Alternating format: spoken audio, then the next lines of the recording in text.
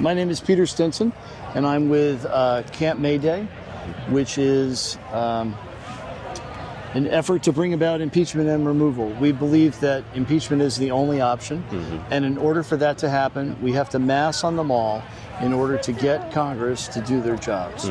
And so we're taking the first step. We're coming the 1st of May. Our plan is to stay here until the president has been impeached and removed.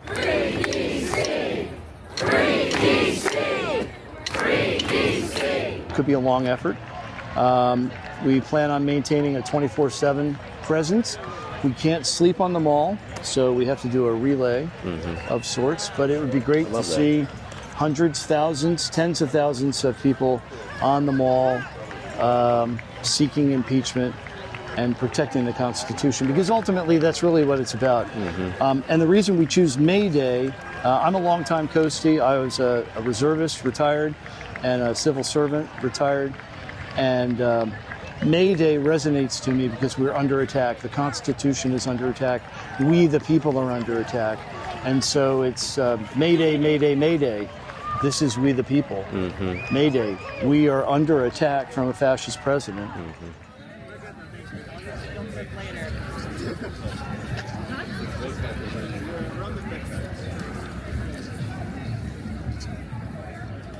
How did the movement come to fruition? I know you were talking about that earlier. So I thought of it all sort of came together, and various things came together. I thought about the skill set that I have, that Uncle Sam gave me. It was organizational development, emergency management, setting up organizations. That's what I have done and advised on for my entire career. And so, and then I looked. Impeachment and removal is the only nonviolent option. SCOTUS is very clear on that. And then I looked to a couple of historical events: the Bonus Army of 1932, the Mayday demonstrations in 1971, the Montgomery bus boycott in 1956, the play Antigone in Paris, France in 1944. Those are all examples that we can learn from, and they teach us something that we're utilizing in our movement, in the Mayday movement. So is this modeled after the Mayday movement of 1971 in any way? No, 1971. So in 1971, 500,000 people came here with the express purpose of ending the Vietnam War. 500,000 people came. They came, some with the intention of doing direct action, of blocking certain interstate cloverleafs and causing disruption. So we don't plan on doing that. We're going to be working within the free speech norms that exist here on the mall. It's all laid out. You can be here 24/7. There's actually a tent, David's Tent, DC. They've been having a prayer for Jesus over America for 10 years strong. Oh, wow. 24/7. I was there the other day, happened to be passing by 5:30 in the morning on a Saturday, and there were half a dozen people in there singing and praising the Lord and doing their thing and doing their First Amendment right. So I know it can be done. You can have a presence on the mall, and we plan to. Our effort is threefold. The camp in and of itself is not the protest per se. We have protest operations because we're doing something, and we have 3 branches for protest operations. The first is congressional protest operations, so we need to lobby Congress, the staff, and the members, and we need to convince them of why they need to do this, and they need to do it. The second is community protesting, community outreach, protest operations.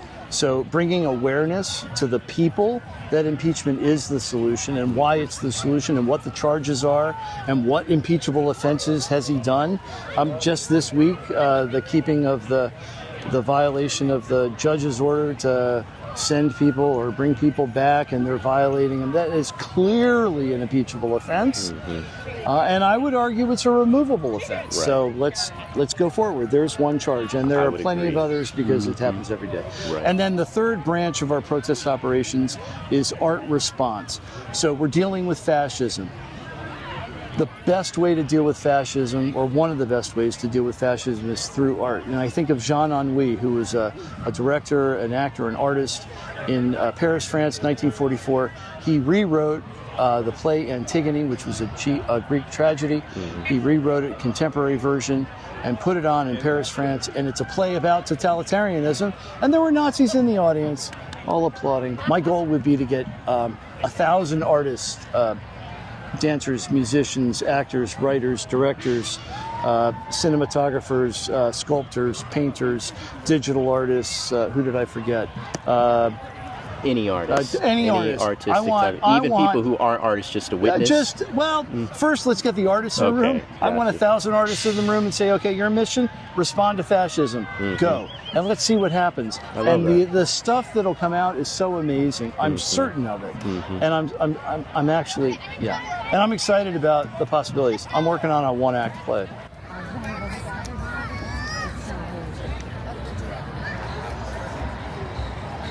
We're at the National Mall at the Washington Monument on April 5th. How do you feel about the show out of all of these people today? Oh, this is good. Yeah, this is good. It's not quite 500,000 people, but it's a big crowd. But it's a decent sized crowd. It's actually more than I think they were projecting for. Yeah. So I feel pretty good. And we're just on the back side of the monument. On the other side, it is absolutely down full. Towards the theater. Yeah, it's packed all down the way. I think what's happening is that people realize, they're finally realizing that it's not business as normal. That this president is not playing by the same rules that everyone else has ever played by, and that the fascism, let's call it what it is. The president is a fascist. His people are fascist. They are doing fascist things no matter what definition of fascism you use. They check off every box, and everything they do, like when you look at, oh, they did this thing, and then you look at whatever list of how to describing fascism, or how all to identify the other fascists that and whatever it is, you look at, oh, this thing that they did, oh yeah, that's item number 12, or whatever. Checking off all they're the checking boxes off all of the fascist playbook. And our Constitution, the Constitution is under attack. I first swore an oath to the Constitution 45 years ago. Sorry, I need a drink. 45 years ago, April 1st or 2nd, depending on my memory.